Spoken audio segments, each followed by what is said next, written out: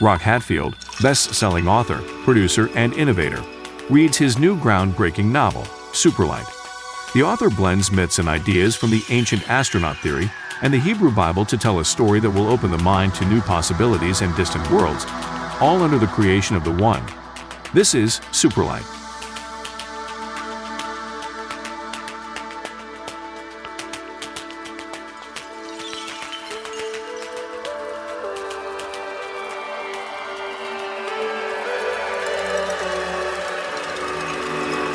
As soon as you turn it on, we will move back.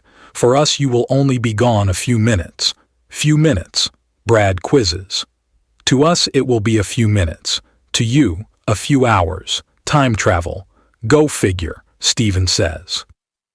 Brad turns the selector to on. A loud whirling sound starts, like a little jet engine. The light turns green. He selects back, on the other selector, and he feels a tug in his seat. He settles in with his hands on the wheel. 30 seconds and it's lights out, all black outside. He can no longer keep his hands on the wheel. They are too heavy. He puts his arms on his lap.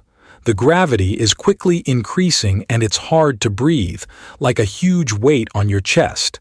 He finds it hard to even keep his eyes open. His lids are so heavy. Oscar and Steven watch as the Durango slowly disappears. The light reflected from the vehicle can't escape the gravity well, and it fades from sight.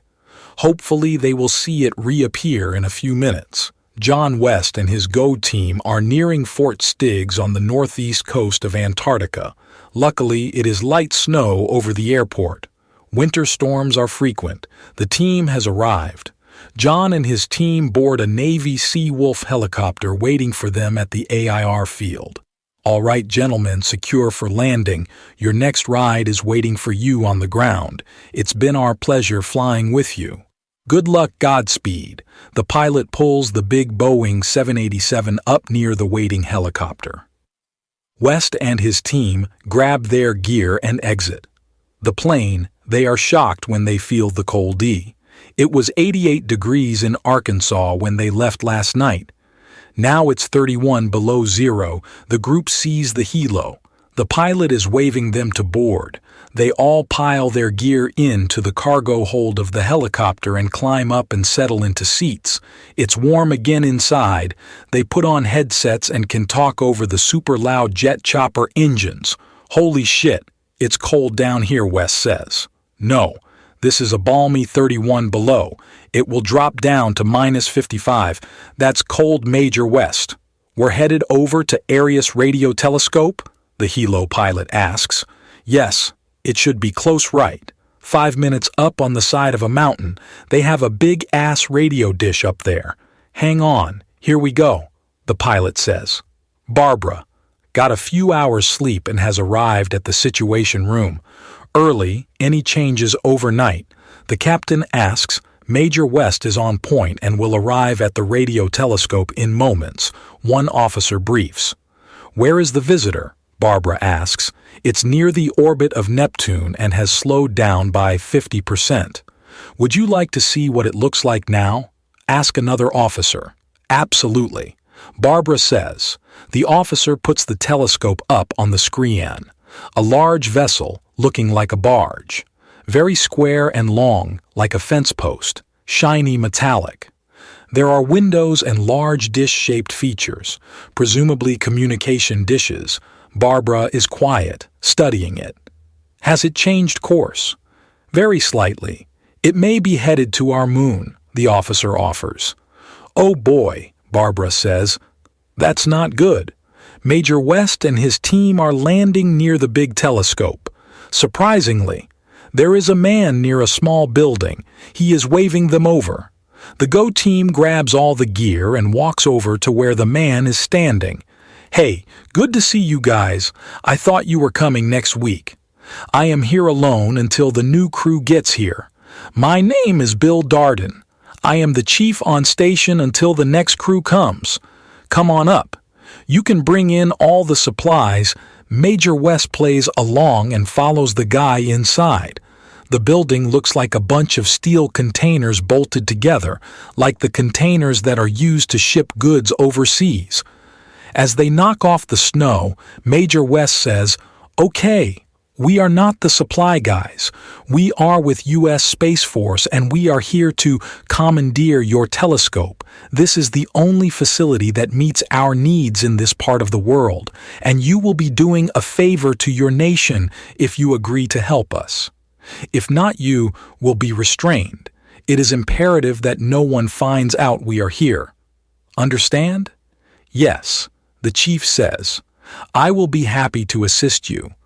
What is so important that you would come all the way down here?" "Well, you will be very interested to know that an alien craft has traveled into our solar system, and we need to put a big pair of ears on it, and your giant radio dish is in the perfect location to meet the perfect challenge.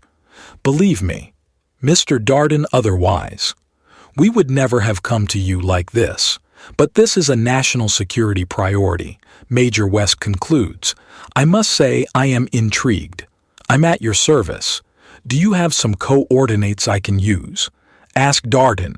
I have some from a few hours ago," Major West says. "Okay, give me those and I will move the antenna into place and take a listen. If that craft is emanating radio waves, we will hear it." The chief clicks some buttons and the giant dish moves. It creaks and groans. "She's cold and cranky, but no worries. I was aiming at a star cluster very near this area of sky. It is almost straight up, which looks at stars directly below the planet. Okay, good to go. I have a 1,000,000 channel scanner. If they are broadcasting, we will hear it." Suddenly, a crackling and rapid speaking can be heard. The chief fine-tunes the radio and it becomes very clear. Then another channel and another. The scanner is finding dozens of conversations, spread across dozens of channels. "Well, Major, it looks like you came to the right place," the chief says. "The General Gravitics Corporation. A7 Time Rider was first prototyped in 2036 by a group of guys that found a machine posted online with pictures and diagrams. Claiming to be from a time traveler, the team from General Gravitics presented a proposal to reverse engineer the machine. They found posted, they felt it was authentic and wanted to research it. The DARPA folks gave them money and made conditions that any findings would become secret, military only. They agreed, and the A7 was born. The A7 turns out to be great for use in retrieving artifacts from the past or near future. It is a failure at being useful for social change or change of history stuff.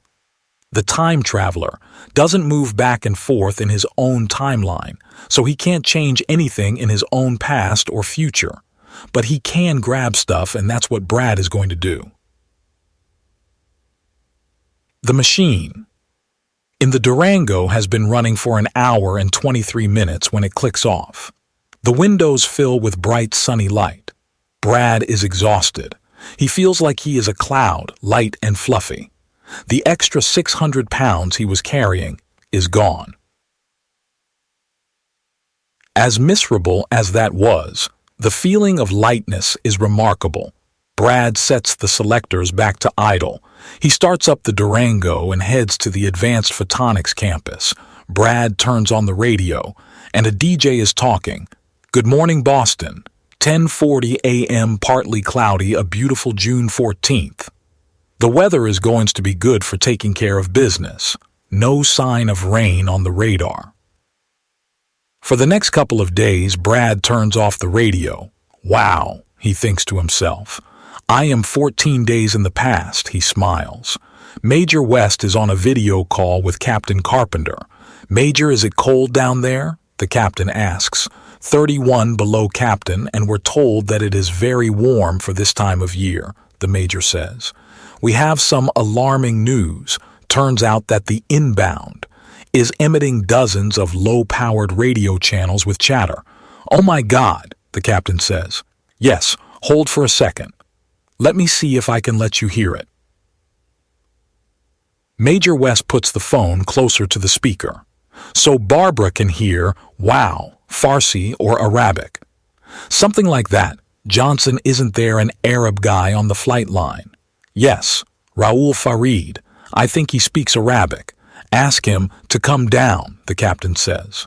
Major, you want to show your host what the vessel looks like 20 million miles away. The major motions, the chief over. He can see the vessel on the major's cell phone. It is gold and shiny, long with many windows and technical features. On its surface, how big is that, Major? The chief asks. They are saying up to 15 miles long, really? The chief says. All the team members are gathered around the phone. They are amazed at the thing. Raoul Farid enters the situation room. Raoul, you speak Arabic, right? The captain asks. Yes, that is my second language. Great, we have some radio chatter. And it sounds similar to some Middle East language. We thought you might be able to help, sure, Raoul says. Barbara turns up the volume on her phone. Raoul listens closely for a few seconds. Okay, some of it I can understand. This is Assyrian Babylonian, Farsi. I can only catch a few words. They are saying they will arrive at Atlantium in a few hours, tyking about food available. Just mundane stuff. Who could understand this better? The captain asks. I could find a Farsi speaker. There may be one on the base, Raoul says.